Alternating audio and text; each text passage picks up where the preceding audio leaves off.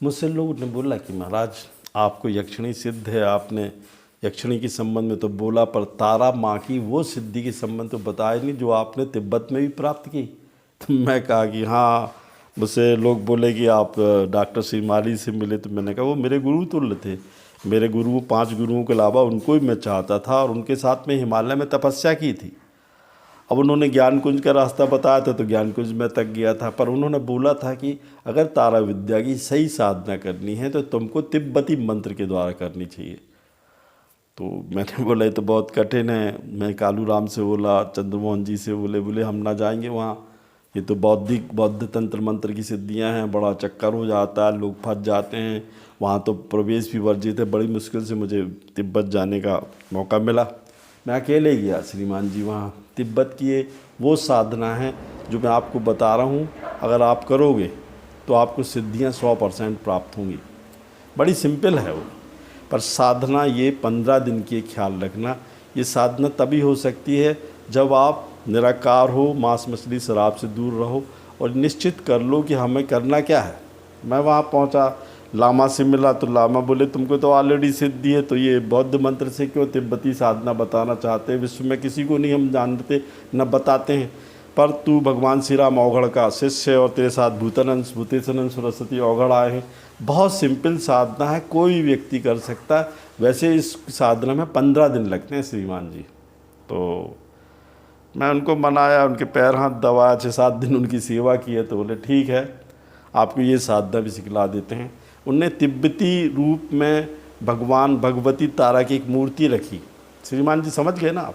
उसके बाद 7 ढेरियाँ चावल के बनाए, उसके ऊपर एक एक कुमकुम रखी, लौंग इलायची रखी, जो मैंने पहला जानता था वैसे ही किया।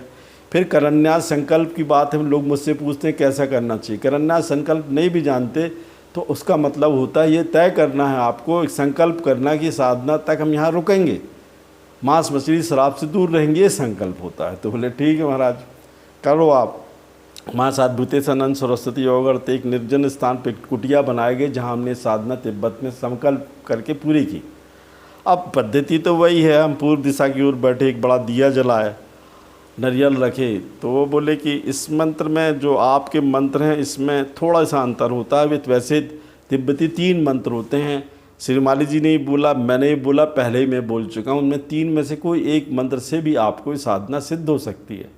तो पहला मंत्र मैंने तो आपको पहले ही बताया था, ओम ह्रीम स्त्रीम हूम फट। फिर तिब्बत के लोग और हिंदुस्तान ये मंत्र नहीं जानते, तो ओम तारा तूरी स्वाहा। और सर्वश्रेष्ठ मंत्र है माँ तारा का, जो तिब्बती करते हैं वे अपने लामा की, अपने गुरुओं की वहाँ फ़ोटो रखते हैं। जैसे हमारे को आपको सिद्ध करना है मंत्र, तो आपको मेरी वहाँ फ़ोटो रखनी है और संकल्प करना है। वो होता है ओम ह्रीम ओम, ओम ह्रीम ओम। फिर बोले, मैंने कहा ये तो बड़ा कठिन है। तो बोले ओम स्त्रीम ओम, ओम स्त्रीम ओम। तो मैंने कहा ये मैं इस मंत्र से सिद्ध करूँगा। तो मैं संकल्प किया श्रीमान जी, और 13-14 दिन तक भयानक आवाज़ आती थी। मैंने प्रत्येक दिन रात को रात्रिकालीन साधना की। बैठा मैं 7:30 बजे से लेकर सुबह 4 बजे तक दिया जलता रहा। भयानक आवाज़ आती थी कुटिया में, और महाराज भी दूसरी कुटिया में थे, तो मुझे डर लगता था। उनके हाथों में सांप लिपटी हुई भयानक रूप में आई भगवती। मैं तो घबरा गया, मेरे शरीर को नोचने लगी श्रीमान जी। मुझे लगा कि मेरा अंत हो गया, पर मैं घबराया नहीं। मैं रुद्राक्ष की माला से वो मंत्र करता रहा। प्रत्येक दिन मैंने 21,000 मंत्र किए। 14वें दिन वो भगवती खड़ी हो गई, बहुत सुंदर थी। बोली तूने तो पहले साधना की थी, इस मंत्र से करने की क्या जरूरत थी? मैंने कहा माँ, ये तिब्बती मंत्र था, ओम स्त्रीम ओम, और सरल था, जो हिंदुस्तानी और देश विदेश के करना चाहते, इसलिए मैंने साधना की है। तो बोले कि मैं भी तेरे साथ साधना करूँगी। उसने 15वें दिन से 17वें दिन तक वो बैठ जाती थी मेरे सामने, वो साधना करती थी। कर महाराज ने बोला था कि डिस्टर्ब नहीं होना, नहीं तो दिक्कत हो जाएगी। तो मैं डिस्टर्ब नहीं हुआ। वो 17वें दिन मेरे को दशांश पूजन करना पड़ता। जितनी मैंने माला की थी उसमें से दशांश मतलब उसका 10 हिस्सा हवन किया मैंने। उस हवन में से भगवती खड़ी हुई सुंदर रूप में, गुलाबी कपड़े हुए, आभूषण से पूरी लुप्त। बोलती तू क्या चाहता बेटा? तू यदि मेरे को प्रेमिका के रूप में, माँ पत्नी के रूप में चाहेगा तो मैं तेरे को प्रत्येक दिन 50 ग्राम से 1 किलो सोना दे सकती। तो मैंने कहा ये नहीं चाहिए माँ, मुझे सोने से मुझे कोई लेना देना नहीं है। तो बोले तू किस रूप में मुझे चाहता है? तो मैंने कहा मैं माँ के रूप में आपको चाहता हूँ और मेरे मृत्यु के समय तक आप मेरे साथ रहो, जब मैं आपको याद करूँ तो आप मेरे पास आओ। तो भगवती बोली कि ठीक है, तथास्तु बोला उनने।